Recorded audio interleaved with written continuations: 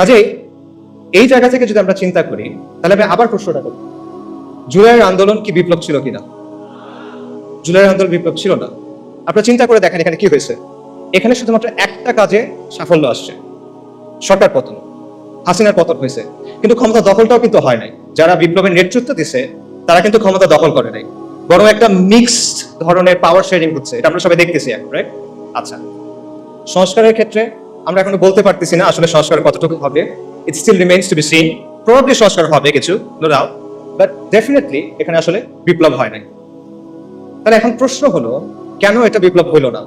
এতগুলো মানুষের কোরবানি, এত মানুষ অন্ধ হয়ে গেল, এত মানুষ পঙ্গু হয়ে গেল, এত কষ্ট, তাও এটা কেন বিপ্লব হয় নাই? এটার অ্যান্সারটা আসলে সহজ। কারণ এখানে কোনো বৈপ্লবিক আদর্শ ছিল না, এখানে কোনো বৈপ্লবিক পরিকল্পনা ছিল না, এখানে কোনো মতাদর্শ প্রতিষ্ঠার জন্য, কোনো আদর্শ বা আকীদা প্রতিষ্ঠার জন্য এই আন্দোলন হয় নাই। এখানে কোনো ম্যানিফেস্টো ছিল না, কোনো কিতাব ছিল না। ইনফ্যাক্ট মানুষ এখানে কোনো নেতার পিছনেও নামে নাই।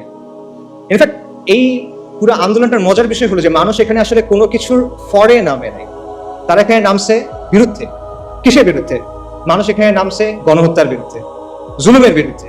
মানুষ এখানে নামছে আবু সাইদের উপর যে গুলি চালানো হয়েছে সেটার বিরুদ্ধে।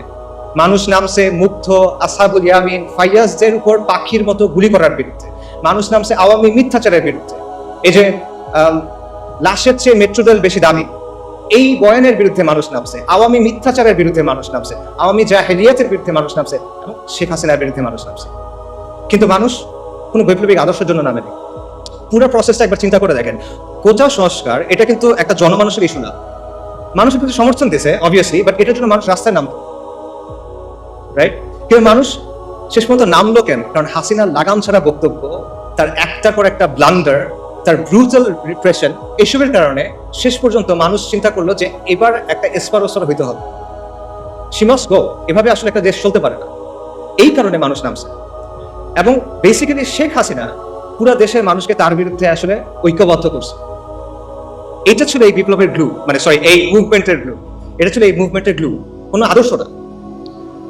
এটা ছিল হাসিনার বিরুদ্ধে একটা গণবিস্ফোরণ, একটা পপুলার আপরাইজিং। বেসিক্যালি যদি সহজভাবে আমি বলি, মানুষের দীর্ঘদিনের জমে থাকা যে ক্ষোভ, রাগ, এই জুলুম মানুষ সহ্য করতে আর পারতেছে না, এবং মানুষের মনে হচ্ছে যে এইভাবে আসলে আমরা থাকতে পারবো না। এই কারণে মানুষ রাস্তায় নেমে আসছে।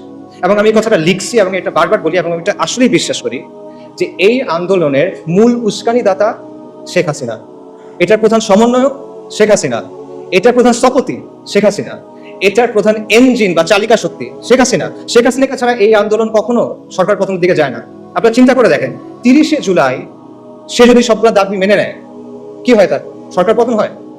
হয় না সরকার পতন। তাদের ফেরত যেতে হইতো তখন। সব দাবি মেনে নিচ্ছে, এখন তুমি কি করবে? তার ফেরত যেতে হবে। হয়তোবা তারা কয়েক মাস পর নতুন কোনো আন্দোলন নিয়ে আসতে পারতো, সেটা ডিফারেন্ট কথা, কিন্তু আন্দোলন ওখানে শেষ হয়ে যায়। কিন্তু শেখ হাসিনা কি করলো?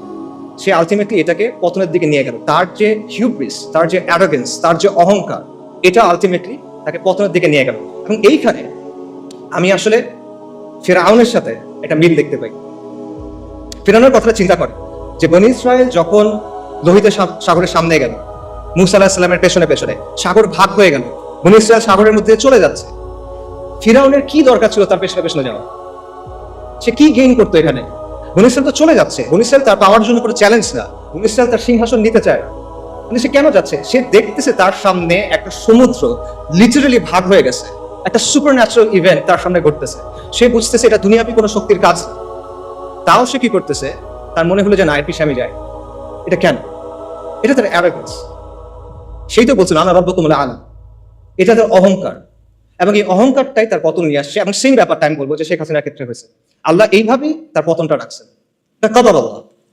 এই আন্দোলন নিয়ে অনেক ধরনের তত্ত্ব আছে, অনেক ধরনের ষড়যন্ত্র তত্ত্ব আপনারা শুনবেন। যেমন ধরেন, কেউ আমেরিকার কথা বলবে, কেউ কালার রেভলিউশনের কথা বলবে, কেউ এনইডির কথা বলবে।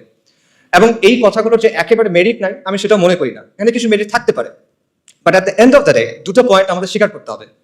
সে দুটো পয়েন্ট হলো, শেখ হাসিনার বিরুদ্ধে পুরা বাংলাদেশের অধিকাংশ মানুষ একসাথে হয়ে গেছিল, একটা ইজমা হয়ে গেছিল যে শি মাস্ট গো।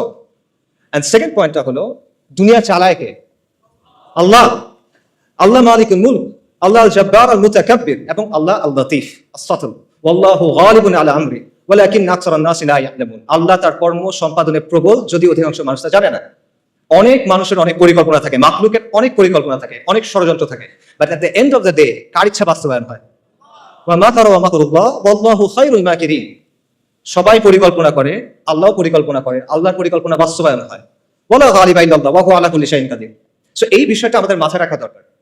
আমরা যেন একটা ব্যালেন্স পজিশনে থাকি। ব্যাপারটা যেন এমন না হয় যে আমরা চিন্তা করতেছি যে কেউ সেভিয়ার আসছে আসমান থেকে নেমে বাংলাদেশকে অনেক কিছু করে দিবে, এরকম কিছু আমরা চিন্তা করার দরকার নাই।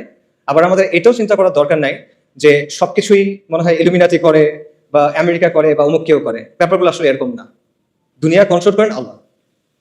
যাই হোক, আমি মূল আলোচনায় যদি ফেরত চাই, আমরা শুরু করছিলাম একটা প্রশ্ন দিয়ে, এটা বিপ্লব কিনা? এটা বিপ্লব না। এটা ছিল শেখ হাসিনার বিরুদ্ধে গণবিস্ফোরণ। এটা ছিল হাসিনার পতনের ব্যাপারে মানুষের মধ্যে যে মনোভাব অলরেডি চলে আসছিল সেটা একটা বাস্তবায়ন।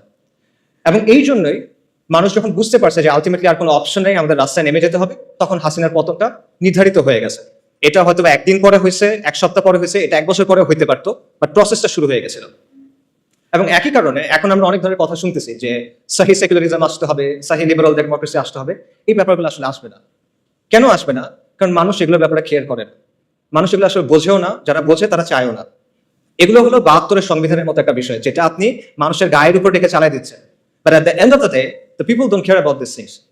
সো আলটিমেটলি অনেক কথাবার্তা আমরা শুনবো, নয়া রাজনৈতিক বন্দোবস্ত, তারপর সেকুলারিজম, ভালো সেকুলারিজম, লিবারাল ডেমোক্রেসি, বাট এগুলো আসলে আসবে না।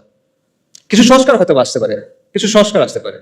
প্রবাবলি আমরা হয়তো দেখতে পাবো যে কেউ 2 টার্মের বেশি প্রধানমন্ত্রী হবে না, এরকম কিছু হতে পারে। প্রধানমন্ত্রীর অফিস এবং প্রেসিডেন্টের অফিস একটা পাওয়ার ব্যালেন্স হয়তো আসতে পারে, এটা হতে পারে, সমস্যা নেই। বাট অনেক গ্রাউন্ড ব্রেকিং কোনো চেঞ্জ আসবে এটা মনে করার কারণ আমি দেখি না। এটা হলো ফার্স্ট কোয়েশ্চেনের অ্যান্সার।